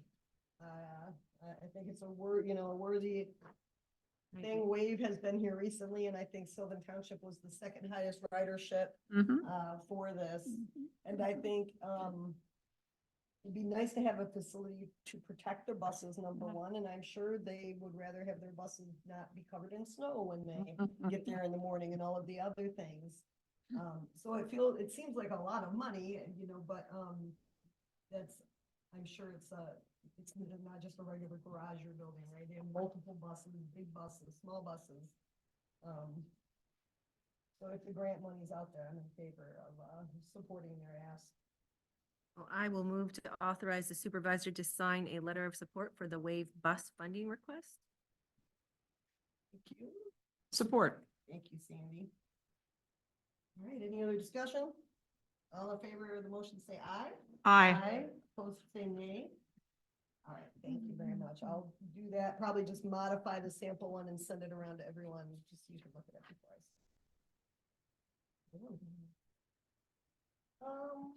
All right, did I miss anything? I think that's all. Okay. All right, then the next item is our public comment, the final public comment, another 3 minutes. If you'd like to have anything to say, you can come up and we get that, yes. Oh, I see. Dave Reinhardt with Sylvan Township. Sandy, thank you so much. You're jumping on positive things, solar, preservation, site building. That's great. I also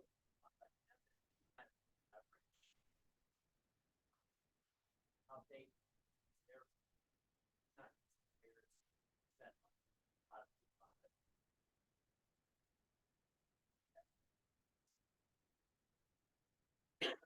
regarding the employee manual, it'll be one thing to write it and have the right forms, but while that's there, who's gonna enforce it out? I think that's a huge point.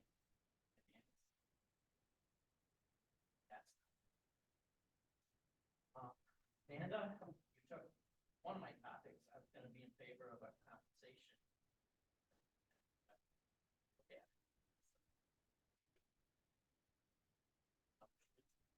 Decided on. These are Just for, occurred? this is for just like for our receptionist and for the assessor and for Oh, the right. PW, not Oh, for wait, these we did things, have no. that. Yeah, and the rest, okay, so for the rest of it, I agree on some sort of compensation. Any of that. Not just like first X, Y, and Z. Office managers, blah, blah, blah, all the extra stuff that makes or breaks a job. Lastly, agreeing with Rod, I think that the meeting on the morning of March 5th definitely needs to be recorded. And in particular, law enforcement's involved, which they never got involved, but they were requested to be involved. And there were no recordings, so there is no record whatsoever of this. It's short, and I think this is one case where this needs to be recorded. I felt so strongly that I also sent an email listing what I from that. And as well. I had a question too. When this was talked about earlier, I think Rod's comments kept referring to he was.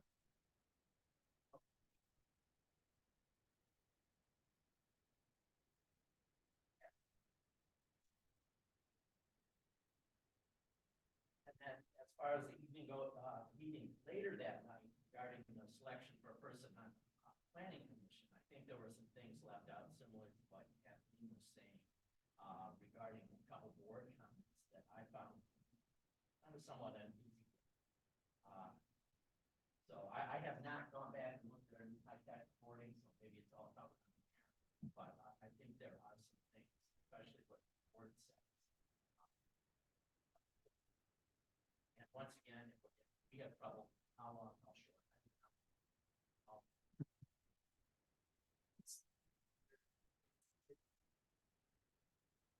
Thanks. Public comment, yes. Oh, I'm sorry. Patrick, we'll go with, I think we'll take Amy back there. Is that okay? I saw her first and I pointed in your general direction. Right, I know. I'm a simple gal.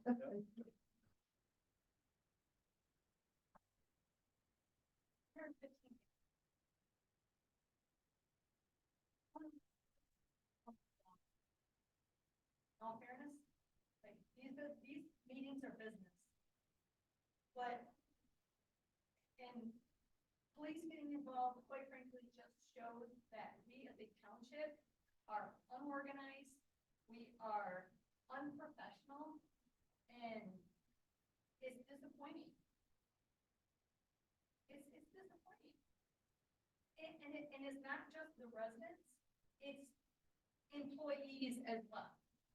Because I have sat in these meetings now for months and watched utter chaos sometimes transpire. And that is a reflection of the board, is the reflection of the residents, is the reflection of our township as to how we conduct business across the board.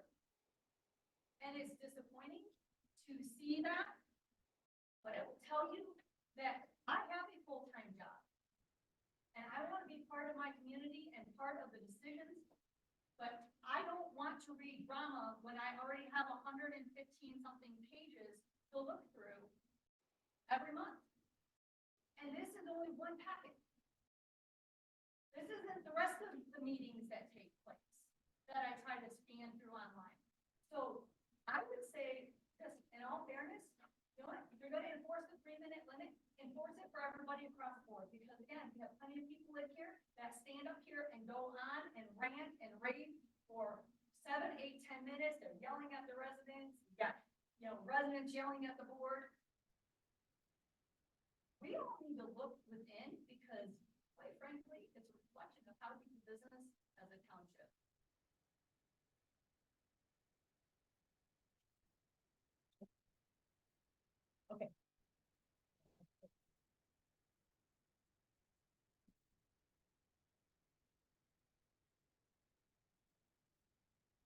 Well, I'd like to reiterate my request for an update on. Also, it's kind of interesting that one of the trustees tonight brought forth 2 issues that you felt passionate enough about to pursue in an uncompensated manner, because the compensation doesn't change. And then we talked about compensation right afterwards. So I guess I've made this comment before, but we walk a fine line. I understand that officially we cannot set compensation for any duties that are non-statutory. But unofficially, you can set the compensation for anything you want.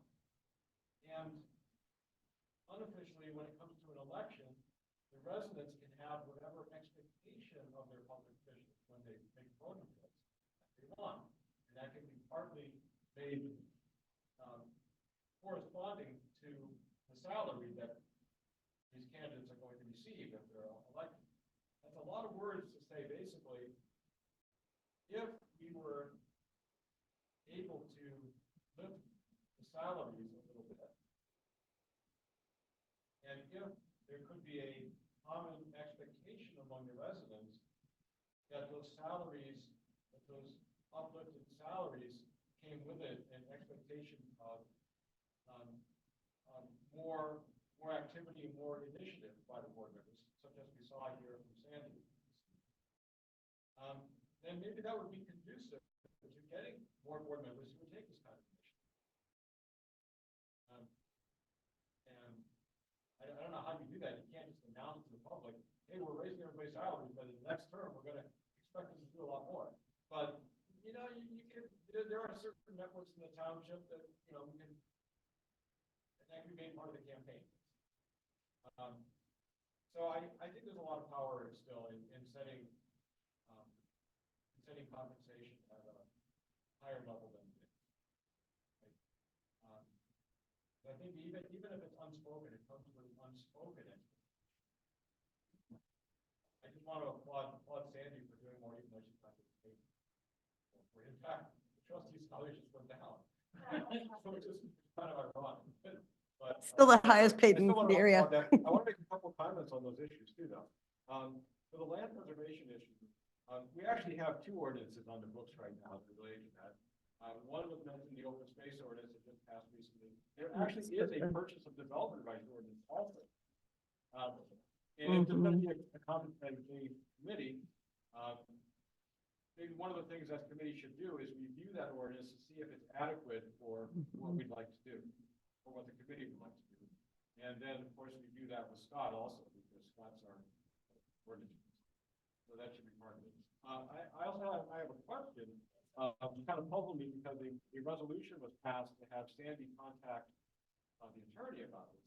And I'm kind of wondering, is it necessary to pass a resolution for a board member to contact the attorney? Was that resolved? Can anybody just do this? I don't, was it a resolution? It's good to have, it's good to have. It was just a public motion. support like this, for doing it, Yeah. but maybe the public support wasn't strictly necessary. Anyway, I just wanted to bring that up, make sure everybody's clarified on what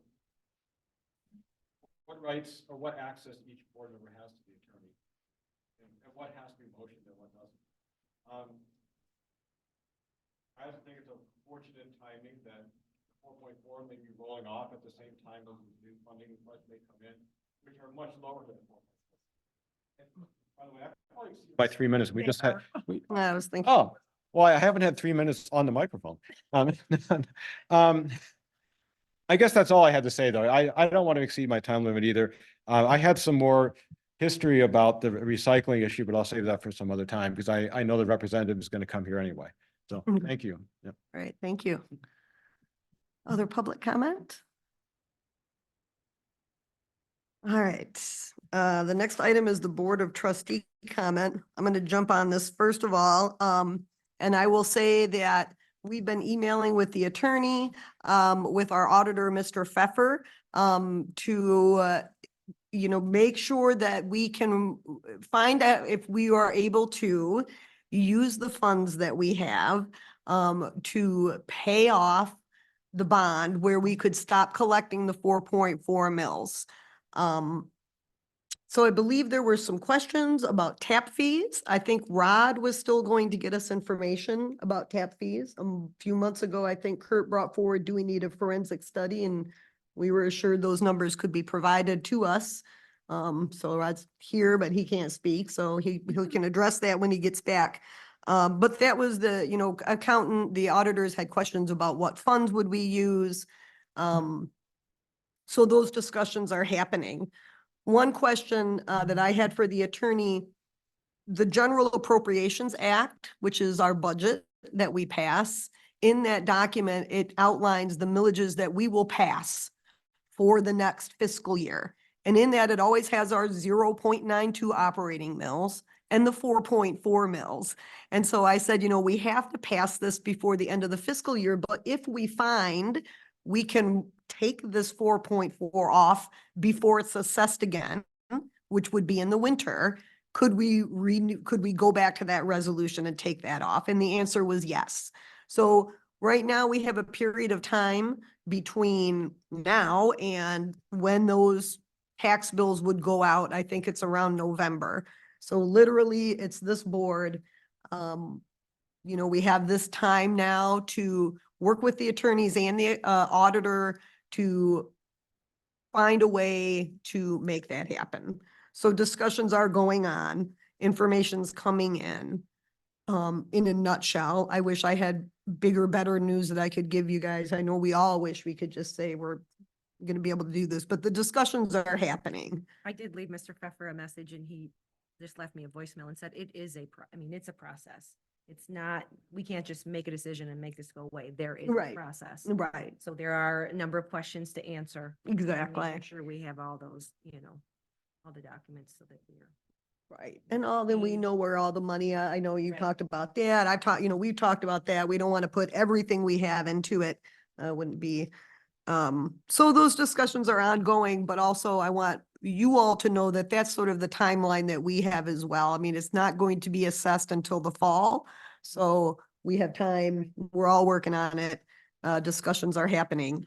And we'll have a work session eventually where Yes. we can invite the public so we can talk about what our findings are. Right, what the right, process is that we need to follow to make sure we're doing everything appropriately. right. Yes, so that's in relation to the bond issue. Deputy Clerk, came to me today and said that, you know, we did a budget resolution to shore up our budget and then some bills got paid. You know, bills are always coming in a little late. So a couple of the departments were over budget. They're all under, the difference is under $1,000. The General Appropriations Act that we pass has a section in there that says that the supervisor will be able to make transfers between departments as long as it's less than $1,000. And we were short on the information technology. Apparently there is some extra pieces that Rod needed to order for the computers, and she said that put us over, $371. The elections department was over $912. And the cemetery department was over 136. I think that was due to the lawn maintenance. So each of those were under $1,000. There was a $912 in the clerk's department that was unspent, that we can transfer to cover the elections, and $508.13 in general government that we can split up to cover the difference in cemetery and information technology. So I'm gonna give these to you. This is a memo, because per our General Appropriations Act, this is an appropriate thing for the supervisor to do. So I let her know today that I authorize those transfers so that they can pay those bills and our budget will be balanced. If it was over $1,000, I would need to bring them to the board for a vote. But since it's under 1,000 and we all approve that, with what I would just like to announce to you guys that I made these changes and the clerk's office will reflect them. Hopefully we won't have any more changes to make, but who knows, bills do continue to come in. And if they do, we'll address them. Is the board okay with this type of situation as long as it's under $1,000 threshold that's set out there? Okay.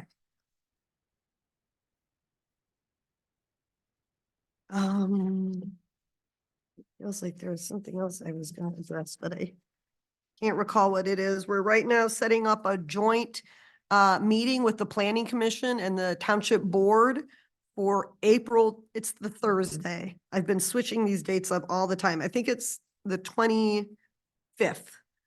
It's 7 p.m. It will be a public meeting, a joint meeting of the Township Board and the Planning Commission and the representatives from Beck and Rader that are assisting with the master plan process. I think with our staffing change, you know, things have slowed down a little, so we're all gonna come back together, you know, talk about the master plan and the process with Sarah. And I think that date's pretty solid, so I know I had put it out there tentatively, but everybody can put that in their dates for April 25th at 7 p.m. I feel like there's something else, but I can't think of what it is. So I think that's all from me. Board of Trustee comments, anything? I do. Yes. So at the last planning commission meeting, the chair asked, I'm not sure what he asked me, but this is what I think he asked me, to come to the board and ask the board if they want the planning commission to review the current zoning for Robin Hills. Their current zoning states that they're a farm. They used to grow vegetables, but they no longer grow vegetables. They do graze sheep, but they're not their sheep, but it's, you know, it's still a farming job. So because they have the same zoning as Cornman Farms in Dexter, which does grow stuff that goes to Zingerman's restaurant, but they're not growing any vegetables at Robin Hills. What would you like the planning commission to do?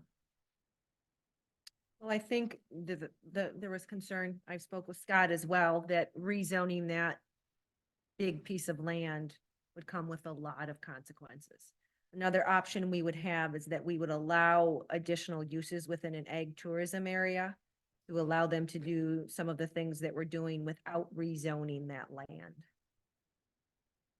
Which may be a better option, because if we rezone that to local commercial even, that with a piece of land that big, that would could drastically change that area of the township. So even Scott said, cautioned us making such a decision. Okay. Well, and I think, somewhere between maybe rezoning and sort of asking, 'cause I understand both of your points. I know what you're saying. I don't know if I would want to rezone it, but I also think I know what the planning commission is saying, because when the ag tourism ordinance was created years ago, when they first came in, they were operating in a little bit different way than they are now. The business plan was a little different. So I understand what they're saying now. They're a little concerned that maybe it's not so congruous with the farming, whereas it once was. And I'm not sure I know the answer to that. Perhaps it's something from the attorney could help give us guidance on, because I think, because I know they came in front of the planning commission, was it last year? They had their 6 events. They're supposed to come forward with 6 events, that are supposed to be loosely tied, I believe, to farming, right? It's part of the thing out there. They're not, I mean, Yeah, I mean, we're giving them a lot of leeway. well, but this is what I'm saying is when they came in, the ag tourism was, you would have 6 events per year that would be like, you would build a dragon boat, which is maybe is not farming, but it is a little more land oriented than some of the things. I think it's supposed to, how does So- it highlight ag tourism? Right. And I think, the planning commission, I think there might have been an opportunity at that meeting where they came in front. I know they asked, I think they had 6 events, and I think, they went through them and said, how does this relate to farming? How does the hootenanny in the barn, relate to farming? And they would say, well, people have been singing in barns for years, and say, okay, well, that makes sense, and they'd approve it. I don't know what the answer is to that offhand. So they were approved for fireworks this year. They had developed a really nice program for kids. And the Robin Hills person brought a list of the things they were going to do. They're all ag related. And what is the other thing they're doing? They'll have to come in front of us for the fireworks application, for their public fireworks application. Okay, yeah. So they had all, they've been to the fire department, they've been to everybody. They did their due diligence. Mhm. And so fireworks this year, Robin Hills. Well, and then so they've got approved for their special use, and then I'm assuming they'll come to us they need to get their public display fireworks permit from the township board. So, and I'm sure they know that last year the chamber was gonna do the fireworks right, exactly. We started that process before, and then it kind of stalled out last year. What will be different is they'll need a temporary gathering permit as well, which is what we had to draft last year. Once we found out it was more than 150 people, there was that additional Mhm. temporary gathering. Permit. So there'll be 2 things that we'll need to approve. Mhm. So they're also partnering, and I'm sorry, I can't remember what group it is. It's not KFC, but it's a group similar to that. The chamber. So it's like no, it wasn't the chamber. I can't remember. The Rotary? Was it Okay. There's the Rotary. Rotary? Thank you. And so they're going to do a fundraising and then disperse the funds that the 2 groups raise, Oh, nice. which is, it's great. Yeah, they're 2 scholars. That was a very nice proposal. Good. That's Good, it for good. me. So Okay. if they're doing something out there that they're not permitted to be doing, then why wouldn't we be telling them you have to stop doing that? You're not permitted to do that versus looking at changing the zoning so that they are permitted. I mean, that's not the right way to go about it, right?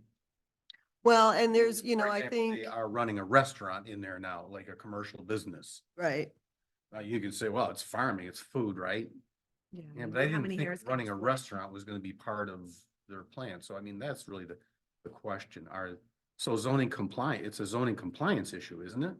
Well, but I think, when we did the ag tourism, I know we allowed them to have a store, and that, 50% of the items in the store had to be from Michigan. And I remember the discussion then, like, who's gonna enforce that? Who's gonna go over there with an inventory and make sure and say, 63% or something. So, and we also approved their liquor license when they came forward with it. We knew they have a restaurant out there. I think it might even be part of the ag tourism thing, but the idea was they'd be growing food or using Like farm Michigan to table. food, that farm to table, exactly. And the same thing with any store that they would have, that they would be selling things from their farm or at least local things. So it's a bit of a zoning thing. I think they have a lot of events out there that they don't necessarily come forward for. Yeah. Maybe it's worth a, talk with Scott one time here because he's our zoning person. But it's a unique situation out there. And So I But we- assume if you're running a restaurant, you're not zoned commercial for that, and you're probably not paying taxes like you should be if you were permitted to run a restaurant. And we've had noise complaints. So yeah, it probably should be a review. Are they in compliance with their current zoning? That's probably the first question that should be asked. right. Well, right. And then, we can look at the ordinance too, because I think, like I say, some of that stuff was allowed within the ordinance. It's just what are their percentages they're selling? Did we have something in there that their restaurant had to use certain amount of locally sourced things and how do you enforce that? I mean, it's, yeah. So, and I know we've had noise complaints and then I think when when Supervisor Mend, you went out there and you didn't feel like it was that, so it's hard to, it's difficult, but I do definitely agree that we should just take a second look at them and just make sure that what they're using it for right now was the intended use that would fit within that ag tourism. Absolutely. And So I- then if it's not, then the question becomes, okay, what are you gonna do about it? You're gonna send them a letter saying you need to be in compliance with what you were originally permitted to do? Or Right. is there community support to change their zoning to allow them to do more? Well, right, and all of those things. I would like to just talk to the, have some advice on from the attorney on that, because I think Scott has said too, just like any other place, if you're operating without, we could shut them down. I mean, just go out and red tag it, put it, so you can't, really, Right. so yeah, and then, right. And I think, everybody, I'd meet people that don't necessarily like the play, I think it has support, but we just want to make sure that it's, operating in the way that it was originally intended, so. Does that help, Sandy? That's it. That's it for me. All right, no more, no more board of comment for, you're done, okay. All right. If there's no other comments from board members at this time, then I guess we'll have motion to adjourn. Moved. All right, thank you, Kurt. I'll support motion to adjourn at 9:03. All in favor, say aye. Aye. Opposed, say nay. Thank you. Motion carried.